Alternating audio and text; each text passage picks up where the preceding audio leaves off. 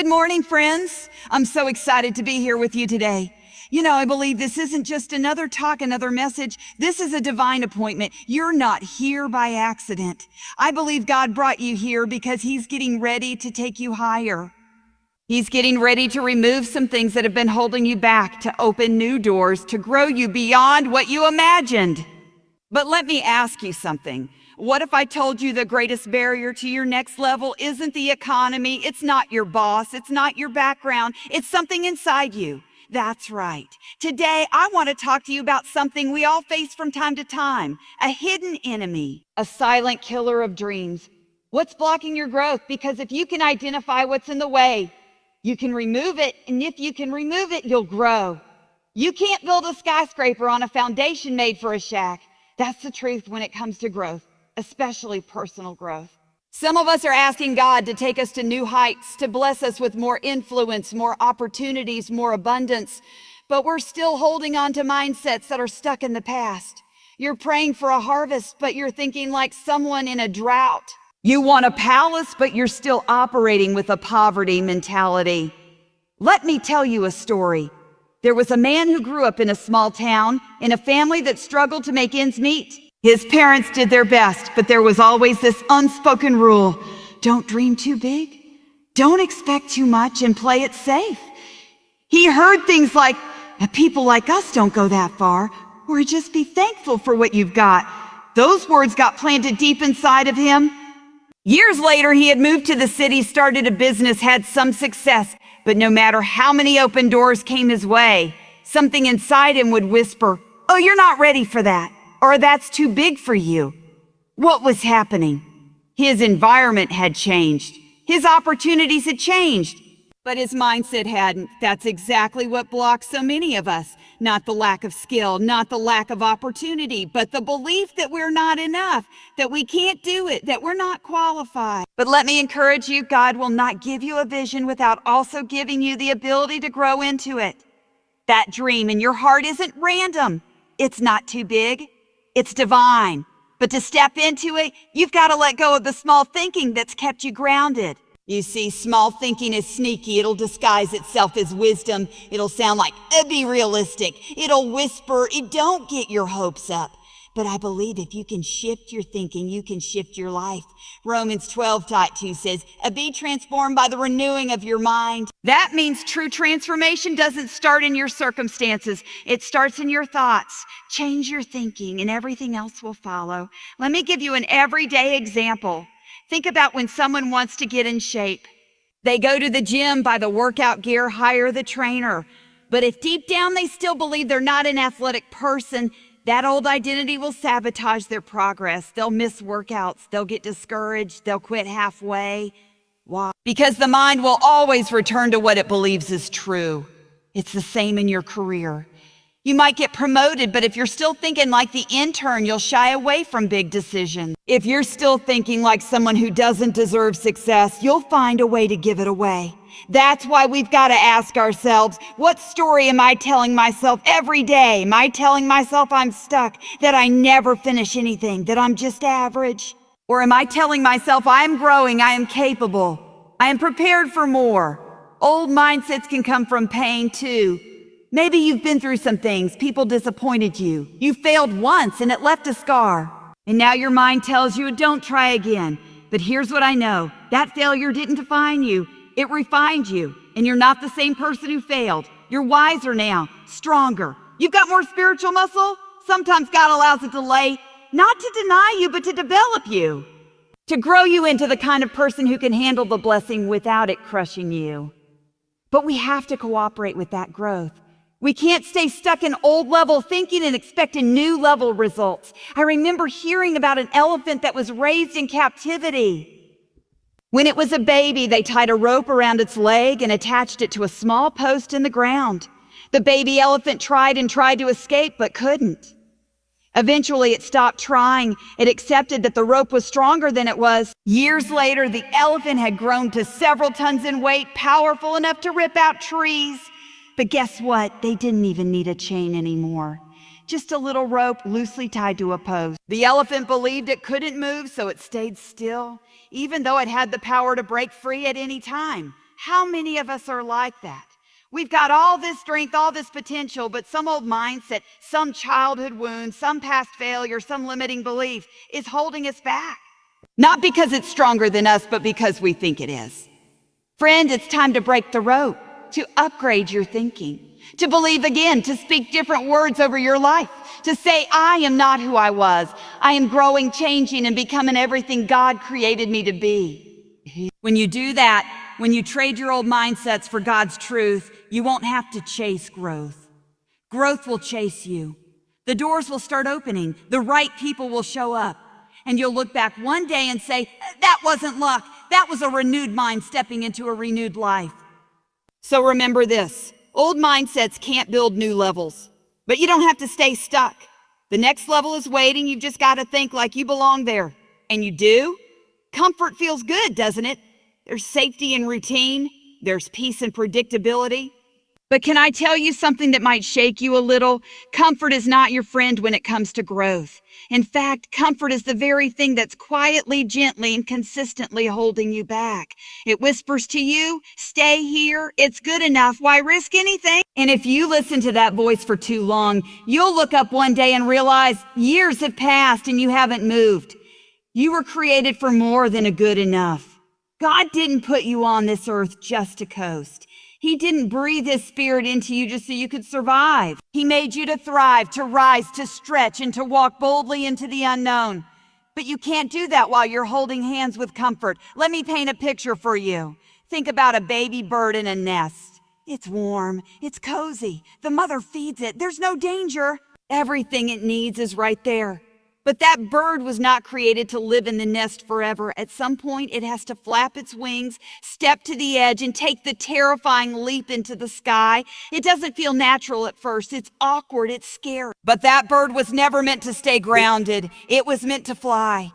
You and I, we are the same way. We stay in our comfort zones because they're familiar. Maybe it's a job that no longer challenges you. Maybe it's a relationship that's safe but not healthy. Maybe it's a dream you keep putting off because the idea of failing is more painful than the idea of staying stuck. And we say things like, oh, one day I'll try, or when I'm ready, or when the timing is perfect. But friend, there will never be a perfect time. Growth doesn't wait for perfect. Growth happens when you step out while you're still unsure, still shaking, still figuring it out. I knew a man once who worked at the same job for over 20 years. It paid the bills, gave him routine, and he was good at it. But deep inside, he felt dry. He knew he was made for more. He had dreams of starting a business, helping people, making a real impact. But every time the opportunity came up, fear wrapped itself around him. Oh, what if I fail? What if I can't provide for my family? What if I lose everything? So he stayed, year after year, safe but unfulfilled, comfortable but not growing. One day, after a lot of prayer and wrestling, he decided to take the leap. He left the security of the known and stepped into the uncertain. The first year was tough. He struggled, he doubted, but he didn't quit. And year by year, he grew, not just in success, but in who he was. Today, he runs a thriving business and mentors young leaders. His life is full, and his joy is real. And it all started with one decision: to leave comfort behind. You see, God doesn't develop your character in the comfort zone. He builds your faith in the stretch. When you're out of your depth, that's when you rely on him most. When you're uncertain, that's when you pray deeper, listen closer, and grow stronger. That uncomfortable season, that's your training ground. That's where roots grow deep and wings grow strong. Even in Scripture, we see this again and again. Moses had to leave the palace and the familiar life of Egypt to fulfill his calling. Abraham had to leave everything he knew to become the father of nations. Peter had to step out of the boat in the middle of a storm to walk on water. They all had to get uncomfortable to grow. Let me ask you something real. What are you holding on to just because it's comfortable? What if you refused to pursue because the unknown felt too big? Sometimes we pray for growth, for blessing, for opportunity, but then we resist the stretching that comes with it. We ask God to elevate us, but we don't want to leave the ground. We want new fruit without planting new seeds, but that's not how growth works. Growth demands movement. It requires faith. And it always asks you to leave something familiar behind. Even a seed has to go underground, buried, broken, and hidden before it can sprout. That season where you feel pressed, unsure, maybe even in the dark, That's not the end. That's the beginning of growth. So don't fear the discomfort. Embrace it. Because that uncomfortable conversation, that bold decision, that brave new step, that may be the very thing that unlocks your next level. And hear this clearly, God is not asking you to have it all figured out. He's just asking you to move, to take the first step, to trust him more than your fears, to believe that what he's placed in you is greater than what's around you.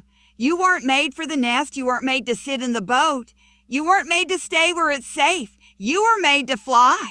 You were made to walk on water. You were made to grow.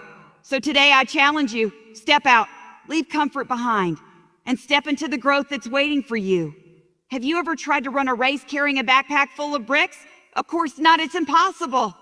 You might be able to take a few steps, maybe even pick up some speed, but eventually the weight will wear you down. That's exactly what happens when we carry unforgiveness.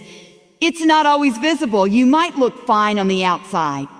You might smile, show up to work, even go to church, but deep inside, something's heavy. Something's slowing you down. That something is unforgiveness. And until it's dealt with, it will block your growth. Unforgiveness isn't just a bad attitude. It's a chain wrapped around your soul. It holds you hostage to a moment in time, to a betrayal, a wound, a disappointment that you didn't ask for but still carry. And here's the hard truth. That person who hurt you might have moved on. They may not even remember what they did, but you're still carrying the weight of it every single day. You see, when you refuse to forgive, you're not punishing them. You're punishing yourself. You're stunting your own peace, your own joy, your own progress. You're feeding bitterness, and bitterness is toxic. It poisons everything it touches. Think about a plant. If you pour clean water into it every day, it thrives. But pour polluted water into the soil and eventually the roots start to rot. It may still look green for a while, but it's dying from the inside out. That's what unforgiveness does to the soul. It pollutes your roots. And when your roots are sick, nothing healthy can grow. I remember talking to a woman who had been through a very painful divorce. Her husband had cheated, lied, left her in a financial mess, and then moved on to start a new life like nothing had happened. She was left picking up the pieces, raising her kids alone and trying to rebuild. But what hurt her most wasn't the divorce. It was the bitterness that took root afterward. For years, she couldn't say his name without her voice trembling. She couldn't look at couples without feeling resentment. She couldn't move forward because she was chained to what he had done. One day, she came to a moment of truth. She realized her ex-husband wasn't suffering because of her unforgiveness. She was outliving his life. But she was the one stuck. So she made a bold decision. Not because he deserved it, not because he apologized, but because she wanted peace more than she wanted revenge. She forgave him not in her feelings, but in faith. It didn't happen overnight. It took prayer, tears, and intentional effort. But little by little, the weight lifted. She started smiling again, laughing again, dreaming again, and eventually God brought restoration into her life.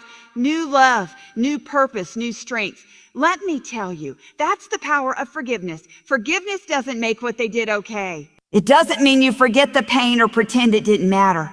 What it means is this: you refuse to let that pain define you. You refuse to let that moment control the rest of your life. Jesus talked about forgiveness constantly, not to make life harder, but to make your heart lighter. He said, "Oh, forgive, and you will be forgiven." Why? Because unforgiveness blocks the flow of grace. It blocks your connection to the Father. It's like trying to receive blessings with your fists clenched. You can't hold what God has for you if your hands and your heart are full of offense. Here's something else we often miss. Unforgiveness doesn't only apply to others. Some of us need to forgive ourselves. You made a mistake. You hurt someone. You blew it. And even though you've asked God for forgiveness, you haven't let yourself off the hook. You keep replaying it in your mind, punishing yourself with guilt and shame. Let me say this plainly. If God has forgiven you, who are you to hold it against yourself? You are not the mistake you made. You are not the moment you regret. You are a child of God, washed clean and made new. And don't let pride keep you from forgiving others. Pride says, they don't deserve my forgiveness. But grace says, I didn't deserve it either, and God gave it to me anyway. What if Jesus had said, they don't deserve the cross, but he didn't. He gave us mercy freely. And now he calls us to do the same. I know it's not easy. I know some of you have been hurt deeply. betrayed by someone you trusted, wounded in ways that left scars. But hear me, your healing is on the other side of your forgiveness. Your future is waiting on the other side of that release. You don't need to have a conversation. You don't need their apology. All you need is a willing heart to say, God, I choose to let it go. I release them. I release the pain. I release the weight. And as you do that, something supernatural happens. Your heart gets lighter. Your mind gets clearer. Your spirit gets stronger, and the growth that was once blocked begins to blossom. Because forgiveness isn't just about what you let go of. It's about what you make room for. Peace, joy, freedom, clarity, purpose. That's the life God has for you, and it begins the moment you drop the weight. Unforgiveness is a weight on your roots. Let it go and watch your life grow. Fear is a master of disguise. It doesn't always come roaring in with panic and sweaty palms. No, sometimes fear wears a suit and tie. Sometimes fear speaks softly, sounds logical, even protective. It calls itself a caution. It calls itself a realism. It says things like, let's wait for the right time, or what if it doesn't work out? And if we're not careful, we start mistaking fear for wisdom. But here's the truth. Wisdom moves you forward with strategy. Fear paralyzes you with excuses. Wisdom sees the risks, but still makes the move. Fear sees the risks and builds a wall. And if you're trying to grow, whether in your faith, your calling, your career, or your character, you cannot afford to follow fear's advice. I remember a young woman who felt called to start a nonprofit to help single mothers. The idea came to her in prayer, and it burned in her heart. She'd been a single mom herself and knew the struggles firsthand. She had a story. She had a vision, but she didn't have the funds, the connections, or the perfect plan. So every time the idea came up, fear would whisper, it's not the right time, you're not ready, or you'll fail and embarrass yourself. And those thoughts, though dressed as wisdom, kept her stuck. She wasn't being wise. She was being afraid. And fear had learned how to sound spiritual. This is how fear blocks growth. It doesn't come to you as a loud alarm bell. It comes as a reasonable voice. But make no mistake, it's still fear. And fear is a thief. It robs you of moments, of opportunities, of destiny. God may open a door, but if fear is calling the shots, you'll never walk through it. Let's look at it from Scripture. When the Israelites stood at the edge of the promised land, God had already given them the victory. It was theirs. But they sent spies to scout it out, and 10 came back saying, there are giants in the land. We're like grasshoppers compared to them. That wasn't wisdom talking. That was fear dressed up in analysis. It caused an entire generation to miss out on what God had promised. Fear will always exaggerate the threat and downplay the power of God within you. Wisdom says, yes, there are giants, but God goes before us. Fear says, the giants are too big. We better stay where we are. Which voice have you been listening to? Here's a practical example. Think of someone who's dreamed of starting a new career or launching a business. They've done the research. They've prayed. They've mapped out the first steps. But every time they think about making the leap, their mind floods with a what ifs. What if it doesn't work? What if I lose everything? What if people talk? So instead of acting, they stall. They say, I'm just being cautious, turned into a permanent pause. Now, I'm not saying you should be reckless. God does give us discernment. He doesn't call us to jump off cliffs without a parachute. Not a parachute? But there's a difference between being wise and being paralyzed. Wisdom plans, prays, and proceeds. Fear stalls, delays, and disguises itself with spiritual language. Don't let fear wear the mask of wisdom and talk you out of your assignment. Let's talk about relationships. Sometimes people stay in broken friendships or toxic environments because fear says, you won't find better, or you'll be alone, or starting over is too risky. It feels like a smart choice to stay where it's familiar, but that's not wisdom. That's fear creating comfort zones that become cages. And here's the truth most of us don't want to admit. We've gotten used to calling our fears wisdom because it makes us feel better about staying stuck. But growth never happens where fear is in control. Growth requires risk, faith, boldness, movement. The Bible says that God has not given us a spirit of fear, but of power, love, and a sound mind. 2 Timothy 1:7. That means if fear is leading, it didn't come from God. You have a different spirit inside you, a courageous one, a wise one, a bold one. But you have to activate it. You have to choose it. Every great move of God in your life will come with an invitation to step through fear. To do it anyway. to say I may not have it all figured out, but I trust the one who called me, that young woman with the nonprofit. She eventually stopped listening to fear. She launched with what little she had, a donated room in a church basement and a handful of volunteers. Today, her organization has helped hundreds of women, provided housing, jobs, and healing. And it all started the day she stopped confusing fear with wisdom and said yes to faith. What about you? Are you stuck because you're listening to a voice that sounds wise, but isn't rooted in faith? Are you calling it a discernment, but really it's doubt in disguise? God will not give you a dream without also giving you the courage to pursue it. The journey may not be easy, and yes, there will be giants, but his promise still stands. Do not fear, for I am with you. So today, unmask that fear. Call it what it is. And then in the strength God gives, take the step anyway. Fear masquerades as wisdom, but your spirit knows the difference. And your growth is waiting on the other side of your courage. Comparison is one of the sneakiest, most destructive blockers to growth. It's like a slow poison. You don't feel it right away, but over time, it eats away at your joy, your peace, and your sense of purpose. And the worst part, it feels so normal. We're surrounded by it, scrolling through social media, watching people's highlight reels, hearing about promotions, vacations, proposals, and success stories. Without even realizing it, we start measuring our lives against someone else's, and suddenly what used to feel like a blessing now feels like a burden. You used to be proud of your job until your friend got promoted. You were excited about your apartment until you saw someone's luxury condo. You were thankful for your marriage until you scrolled past another couple's perfect anniversary post. It's not that your life changed, it's that comparison crept in and whispered, "We're behind," or "not good enough," or "you should be doing more." Let me tell you, comparison is a liar. It never tells the full story. It shows you the destination, but never the journey. It shows you the glory, but not the grind. And when you start living by someone else's metrics, you rob yourself of the beauty of your own process. There's a story in the Bible where Peter, after being reinstated by Jesus, turns around and sees John. And Peter asks, "Oh Lord, what about him?" And Jesus answers, "Well, what is that to you? You follow me." In other words, don't worry about his path, walk your own. That's a word for us today. Because we're so busy looking side to side, we miss what's right in front of us. You weren't created to run someone else's race. You weren't designed to fulfill someone else's calling. God handcrafted your journey, your timeline, your story. And when you live in comparison, you reject the masterpiece he's trying to paint with your life. Imagine a gardener planting two trees, an oak and a cherry blossom. Both are beautiful, both are purposeful, but they grow differently. The oak takes longer to sprout, but grows tall and strong. The cherry blossom blooms earlier, but only for a season.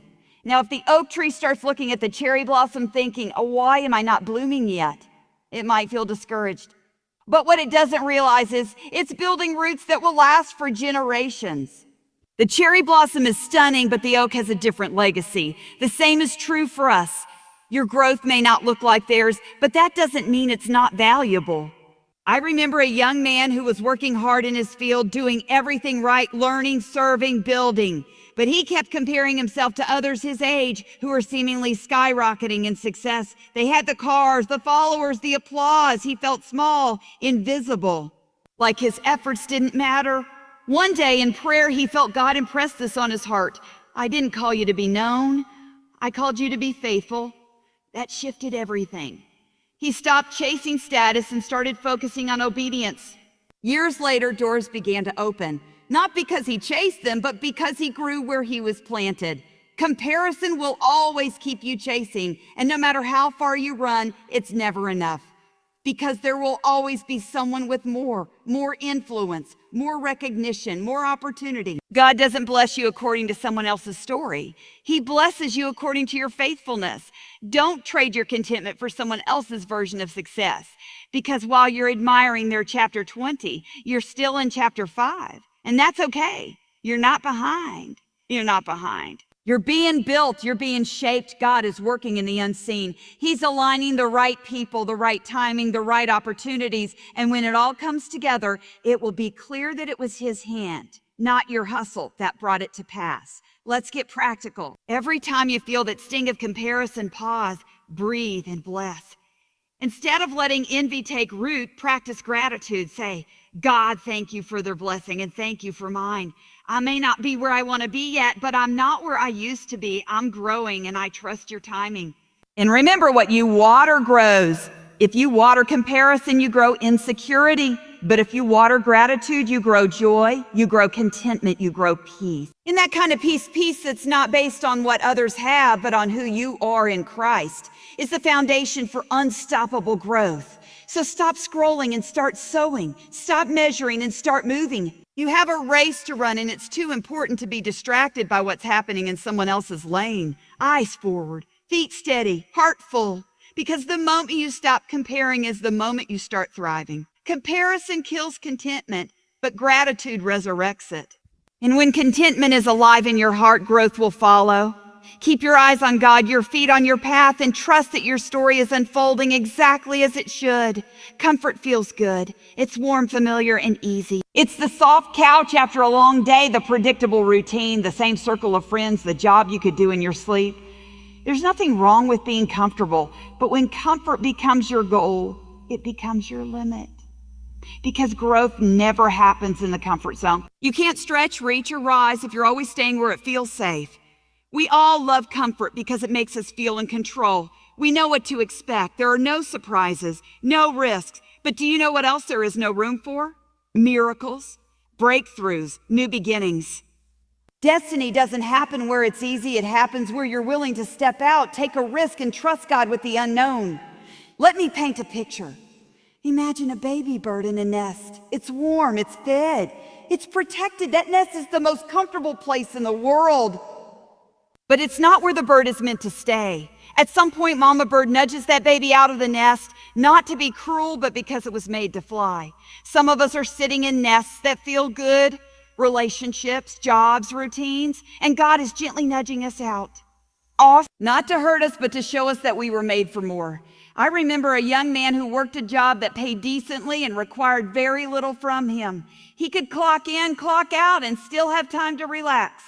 But deep inside, he knew he wasn't using his gifts. He had dreams. He had ideas.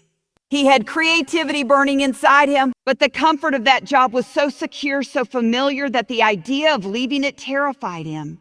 Every time he thought about stepping into something new, fear would say, "Oh, what if it doesn't work? Oh, what if you fail? Oh, what if you end up with nothing?" So he stayed in the nest. But comfort didn't fulfill him. It dulled him.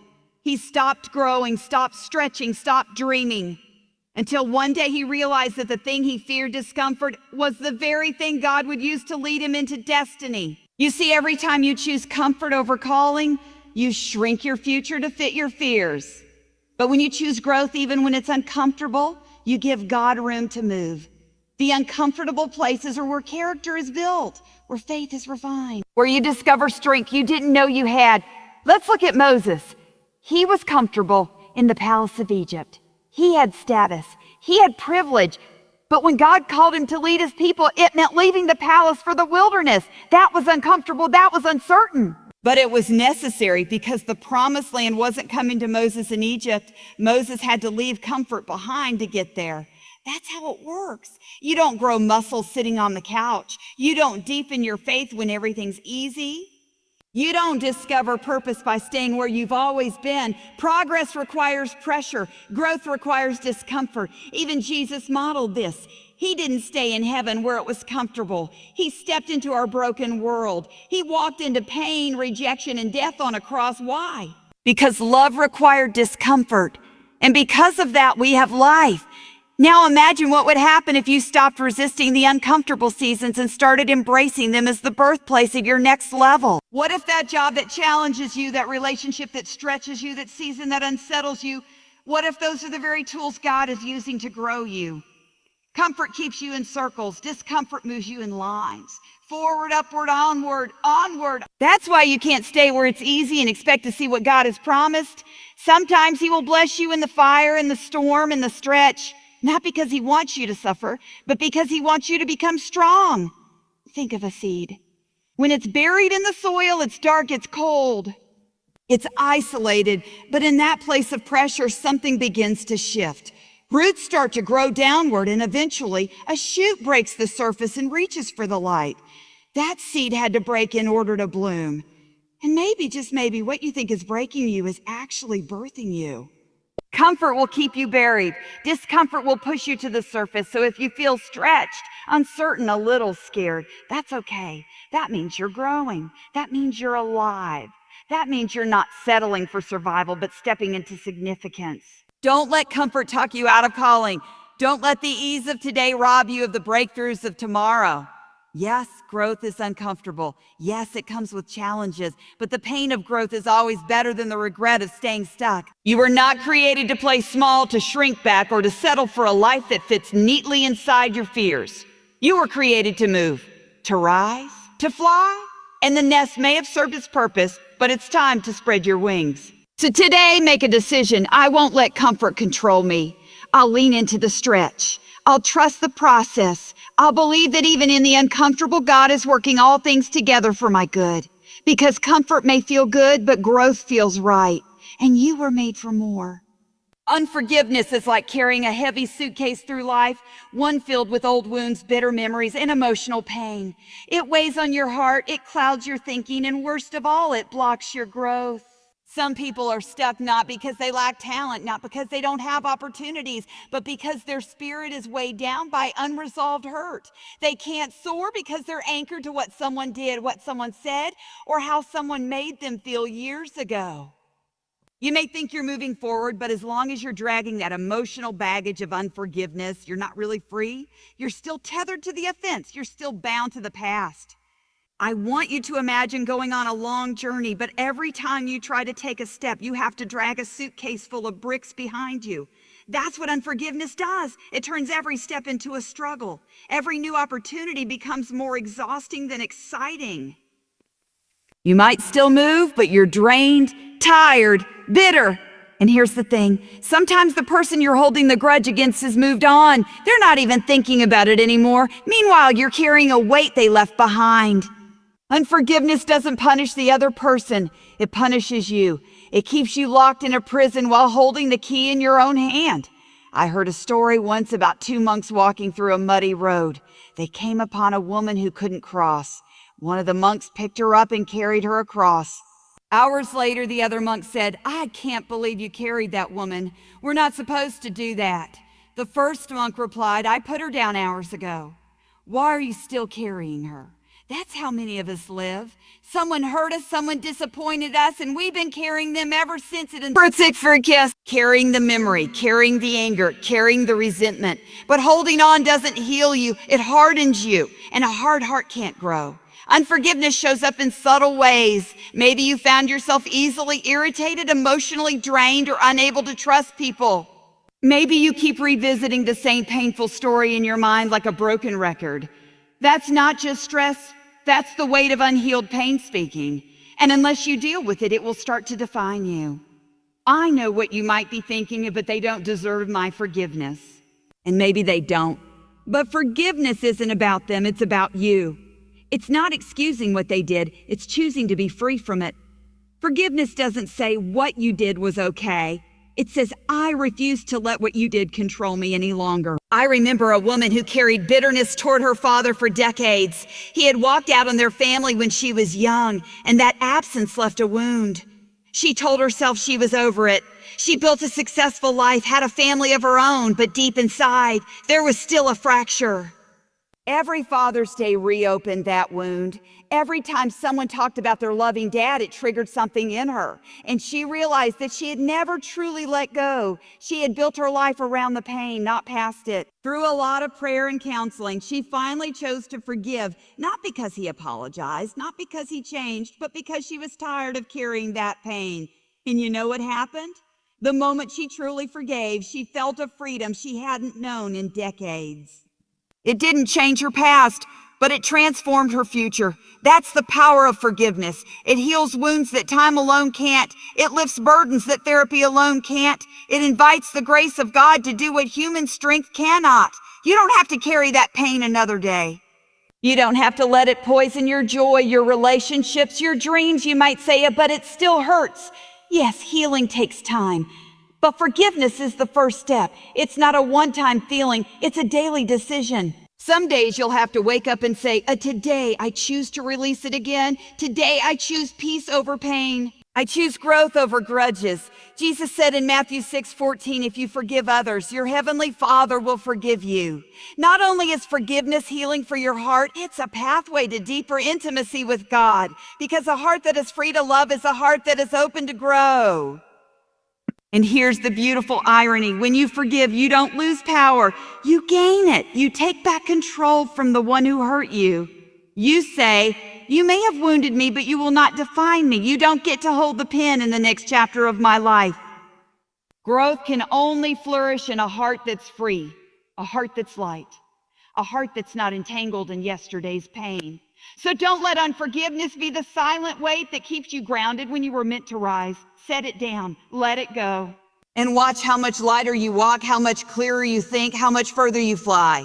Because the only thing unforgiveness protects is your pain. And it's time to stop protecting what God wants to heal. You weren't meant to carry that baggage. You were meant to live free.